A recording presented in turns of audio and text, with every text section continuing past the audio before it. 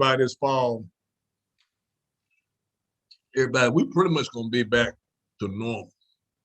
When we make it through the summer at the rate that people are getting vaccinated, yeah, by yeah, by September. Let me see here. Turn this down. Sorry. So there's gonna be a lot of folk coming out because there's gonna be a lot of pent up demand, George. I mean, come on, Jack State's homecoming this fall. It's gonna be the attendance is gonna be really, really up. We got some national attention. Obviously, Coach Dion. So there needs to be a campaign running, going now, connecting to people, connecting to folk. And I know it starts with leadership. It starts between the two. Should the community come together and find a leader, or should leaders step out and find a community? Okay. I believe that leadership needs to be there. Okay. That you can it can start either way. And so between the two, if it starts with leadership, then that goes the right route. Now, I said I want to try and tie this into my second topic. The other thing I was talking about today. That was the PPP. Okay. All right.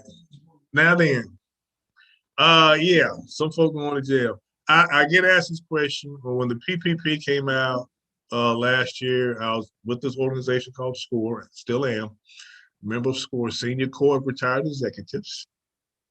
Okay, it is a volunteer organization of the Small Business Administration. So we get all the rules, regulations, and changes directly. We get them; they're fed to us the moment that they're released. They come directly to us to our own email boxes. Okay. All right. So, got this question today. Hey, that this obviously the question was around like, hey, can I just give me a PPP and start a business? No, you need to already have a business. And no, you don't want somebody just putting some paperwork together for you. Yeah, you want to you just putting some paperwork together. You don't even have an EIN number. I have a client that, yeah. I got a client, he got $90,000. Got another client who got he got 35 the first time. He just got another 20,000 this time around. In addition to PPP, money. I did right about 18 PPP loan applications last year. Okay. If you have a business, if you have an employee identification number, your tax ID for your business, if you registered with the Secretary of State, and you kept that registration current because by now you would have had to renew it with the Secretary of State's office. Those renewals to renew your LLC or what have you, the Secretary of State's office. And you have bank records because now they've upped the requirements now. They want to see actual bank records. And they even ask for some of these, the EIDL, targeted EIDL stuff I've talked about on this broadcast before. They want you to sign a release for your transcript. So they want to see tax returns, which is what it all has to come back to anyway. So again, let me say this now to all the family out here. If you really and truly do not have a business, you haven't done those things, you haven't set it up, leave the PPP alone. I've been one of the more cautious, agents or advisors when it comes to the PPP. I don't want to say, I will not let any of my clients, the first thing that I will not let any client of mine get into trouble or give them funky letters from the IRS. I will not let that happen. Have some people gone out on their own and left me because of that, standard that I set? Yeah, I've had some folks go out and go get their own, person that can put them some paperwork together.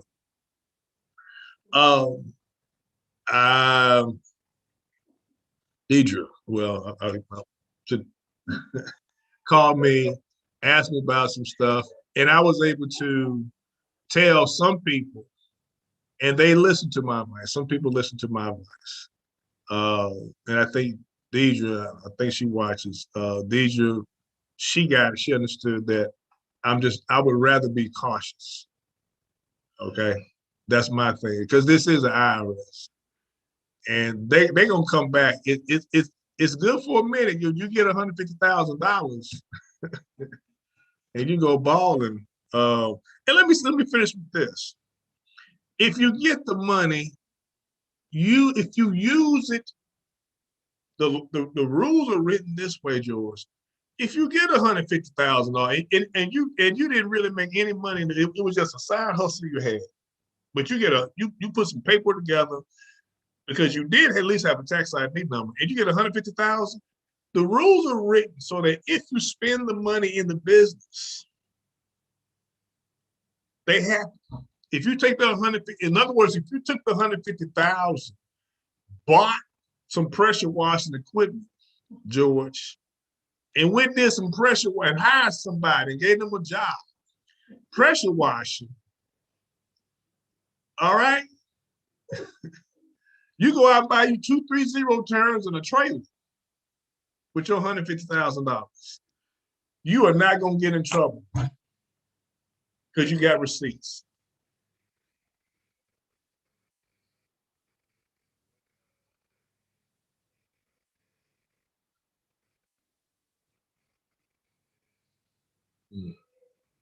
Right. Yeah. Mm-hmm. You're not gonna be in trouble. Go buy you a F-250 or F-150, pay cash for it, and get your trailer and throw something on the trailer and just be able and go out, I don't care if you put 2 push lawnmowers on there, and you hire your dude to do the cut and get you a weed in a man. If you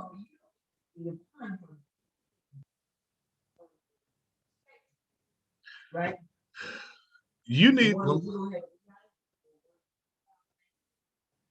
that doesn't exist.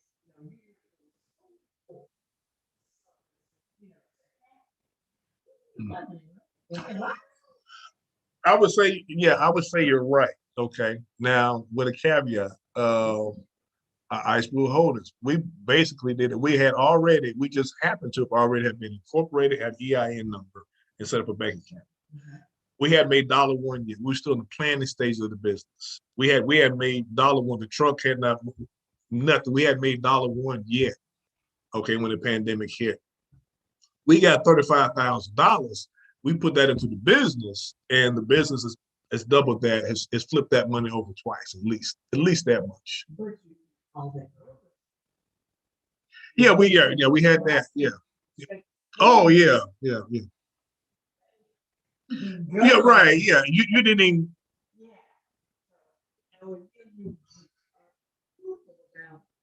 Income and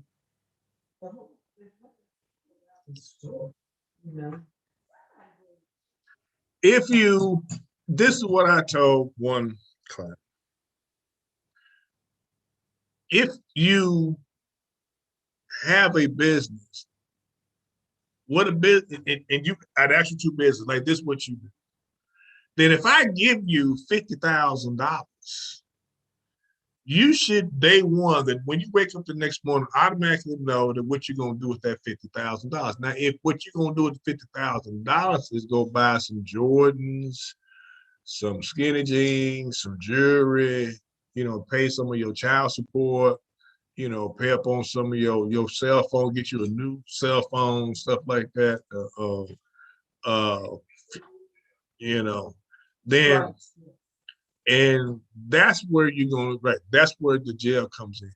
But the rules are written to where if you went out there and then, and look at this way, I try to make it so simple. You put the money into the business and then let the business go make money back. And so you got an interest-free loan, or you got a business grant that allowed you to turn that money over into profit without having, which I'll be honest with you, that $35,000 was a wonderful start for Ice Blue Holdings. It allowed for Ice Blue Holdings to get off the ground and get going. And we just simply were serious about it. We knew what we knew we wanted to do, and we did it. We had a system in place and we did it. So, you know, now I say I want to tie that into what I was talking about earlier is if, we can be serious about what we want to do. Okay, quit playing games with the city of Jackson. All right, and take our resources because the city of Jackson has resources for all the dilapidated houses, for all the bromas, for all the rough streets, for all the potholes. We, I was coming to Stockhead to take a car to the shop. Traffic had to go all the way on the other side of the road. Big old sinkhole in the road. For all these problems, the city of Jackson still has revenue. It still has income. It still has plenty of assets. The city of Jackson does. Okay. What we have to do if we use them properly, okay, then we can, yes, we can turn a profit. The city of Jackson can turn a profit. We can grow if we take these things seriously. Yeah. Dukes, yeah, what's up, Fred? And I'm gonna hop on Pam Jr. one last time. The two museums should be an economic engine. Okay, the two museums, Mississippi history, African American history, Mississippi. Uh, People travel to come to these two museums. All right, but on a weekend, on a beautiful spring day with beautiful weather, there's nothing for them to do downtown other than just go to the museum, get back in their car, and drive back to wherever they came from. All right, that's a shame. What should happen is they drive straight down Capitol Street, George. All right, or walk straight down Capitol Street, and there'd be businesses, cafes, bookstores, restaurants, what have you, some sort of centers or something, all down Capitol Street. Yeah. So can you bring them in?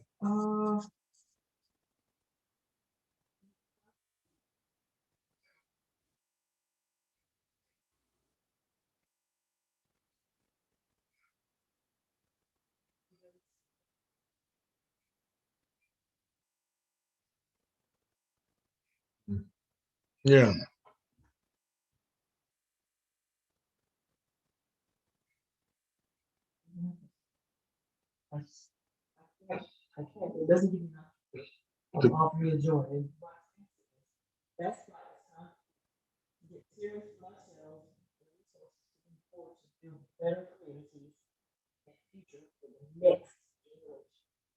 Yeah. Mm-hmm. Got to. Hey, Sherry. Yeah. See if on your end, Sherry, if there is a button you push to ask to be brought in. I'd love to bring you in, brother. I'm a copycat. And I always tell Sherry, I copycat off of him. I learned from him, working with him. Uh, that's how I started Hub City Band down there. I'm looking to get another $5,000 for that organization as well from the EIDL.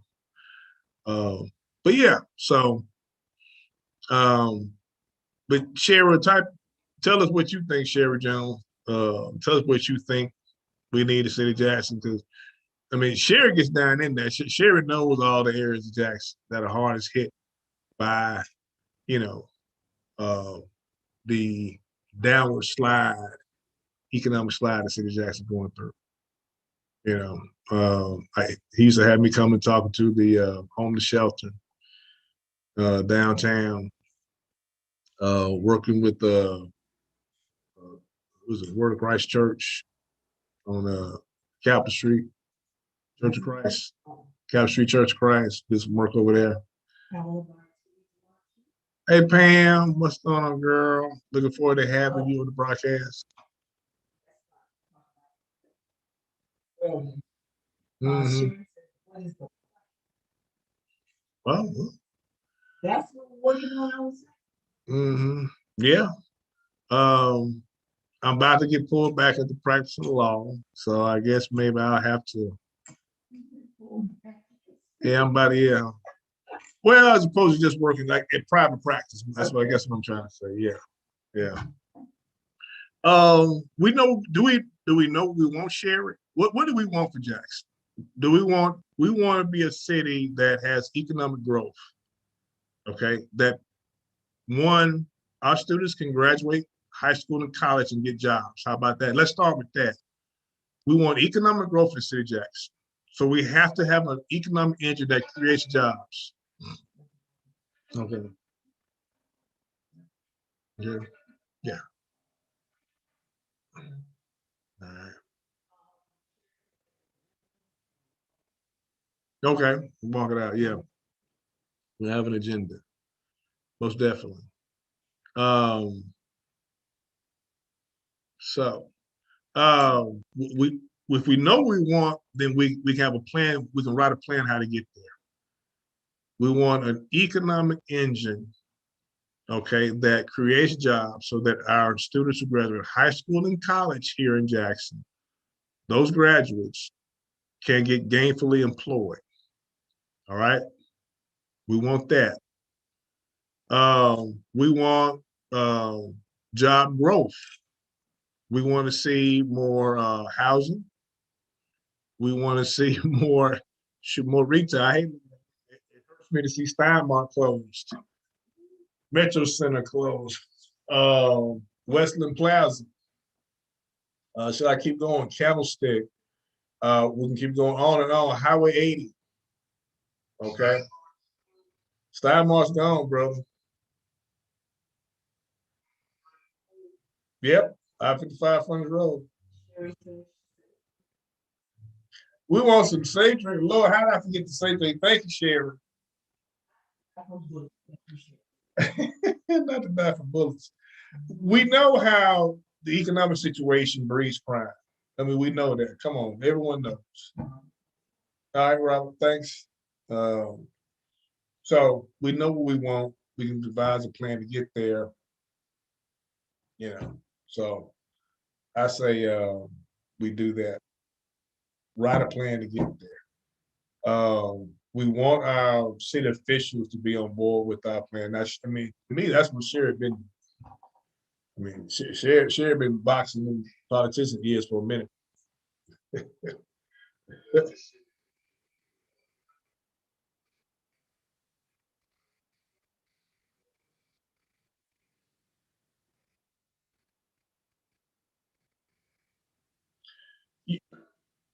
What you about to say, start here? Okay, the process is you have a Rolodex of developers that you get on the phone and you start calling, hey, guess what? I got this, and you, for the city of Jackson. Mhm. Exactly. Black businesses banking in the smallest bank imaginable. Whatever this, which is probably gonna be a Black Hope or Liberty. But you definitely want to get one of the smallest banks and credit unions. Members Exchange, you know, when you run that money through your local bank, that lending has to go, it has to be done. They have to lend money back out based upon those deposits. So when you do something strategic like that, the city gives contracts to black contractors bank at a small local bank.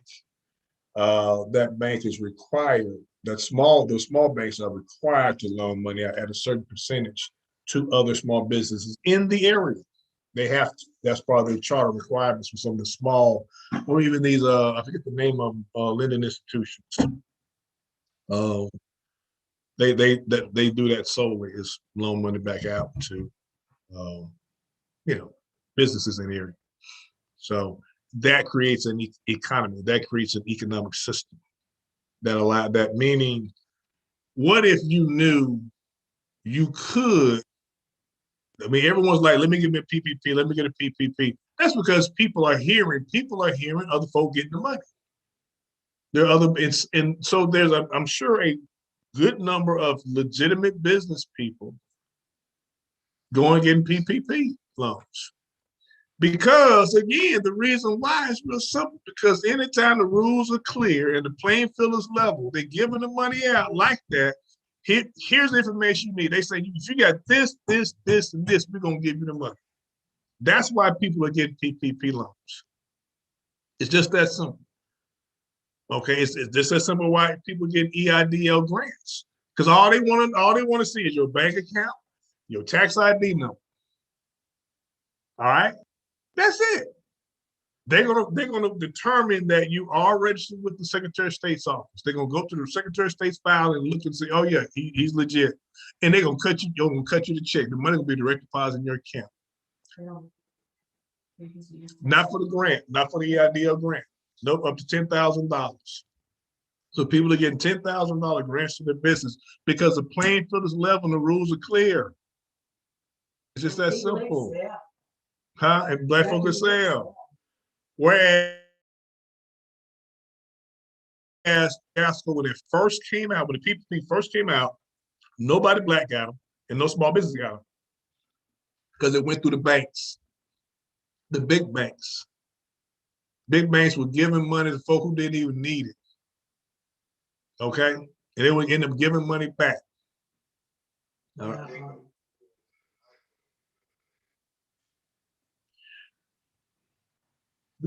The big banks literally shut out and told folks, sorry, we're not going to take your, the big banks, the Wells Fargos, okay, the capital, what's it called, the other large national banks, the Bank of America, they literally told folks, no, sorry, no. And so did Trustmark. Trustmark did it, Bank Plus, not Bank Plus, but Union Planners, yeah. Regions Bank, the bankers were sitting there telling them, oh no, we don't need your application.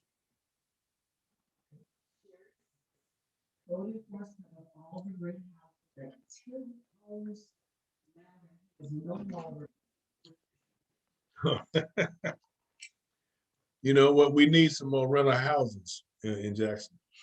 But, and I'll close on this. When you so fairly give money out, when the banks made the rules, when the banks decided who got the PPP money, nobody who needed it got it, period. Nobody who needed that PPP money got it. For a whole first $100 billion went out. $100 billion, you understand how much money that is? $100 billion gets issued out, but no small, 80% went to large businesses. $100 billion. Oh, they switched the rules up and say, oh, we're just going to give it direct. This is what you need. Blah, blah, blah. All of a sudden, all these small black businesses getting PPP money. Okay. Wow, amazing.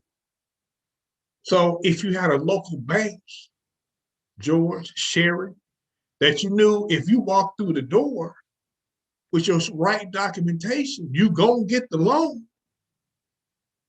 Hello? Folk got businesses. All right, well, look. Yeah.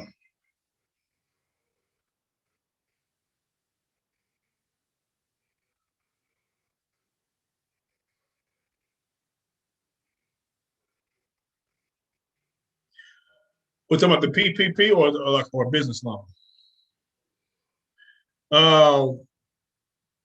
Studies have shown that if you're on a first name basis with your banker, if you walk through the door and he stands up, reaches his hands out, and say, "Hey George, how you doing?" That 90%, 95% of the time, if you walk through the right documentation, you're gonna get that business loan.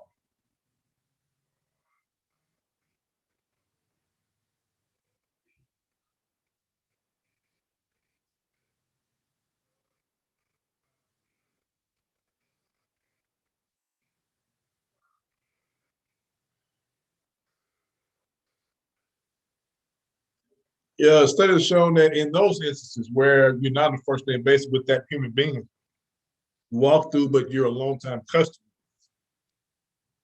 that about 60% of the time, that yeah, you'll get that business loan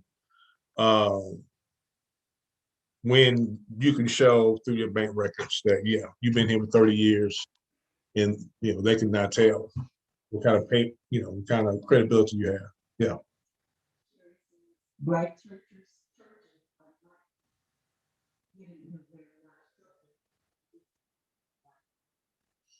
Okay. All right. The black churches are not getting the PPP. I can definitely believe that. I definitely believe that the when it comes to the PPP has to come through a SBA approved lender. Okay. I switched to using Renaissance. It's a it's not a Renaissance. They're a lending institution, financial lending institution, which means they have passed through. They're not a bank, so they don't take deposits. They're chartered under federal government strictly to take federal funds and loan it out to small businesses. I go through Renaissance because it skips all the politics when it comes to like banks and things of that nature. There is unfortunately still some politics. I mean, George's questions, hey, what if you've been there within 30 years? What if you're on a first name basis? When you walk in the door, hey, George, what's going on? You've been invited him over to your house. He knows the names of all your children. You're gonna get 80% of the time you're gonna get that business loan. All that is gone. All they want to do, the small financial institutions, financial lenders, all they want to do is just see the number, see your paperwork. That's it. That's all they want to see. And you're going to get the money.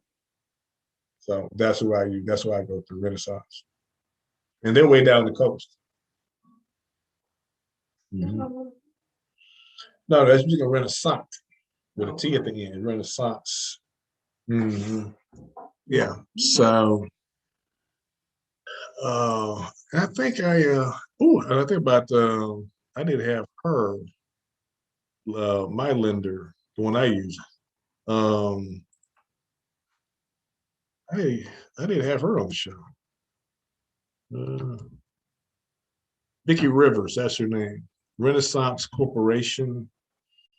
Uh, they are I'm trying to get the right name. Gulf Coast Renaissance Corporation, been in business over 36 years. Um, Let me see. They are a RCLF. Trying to think of what, tell you what it stands for. Um, Community Loan Fund. Community Loan Fund. That's what they are. They're a community loan fund. All they do is provide funding for small businesses based purely upon you have the proper numbers. I mean, they tell you what numbers that you need to walk through the door and bring them. They are an SBA lender. They're with FLCL Bank. They are a member of the Opportunity Finance Network, the U.S. Department of the Treasury Certified Community Development Financial Institution. Okay.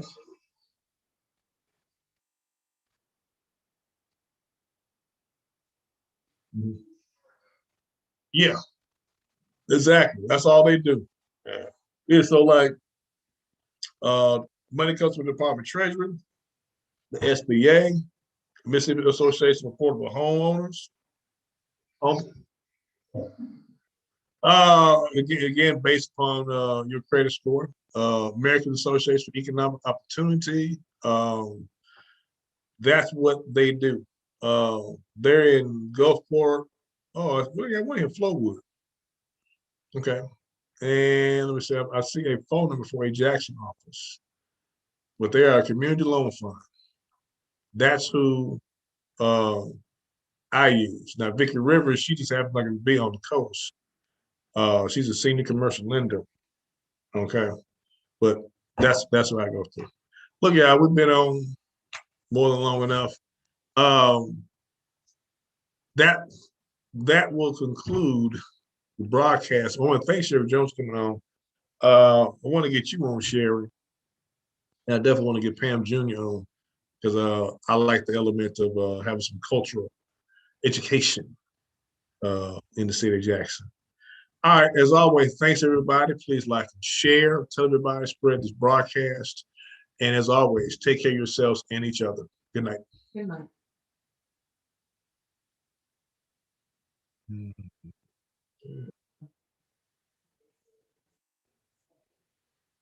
Okay. Um, well, you know what? I forgot to hit record. So I went, well, because, wait a minute. I didn't save it on my computer because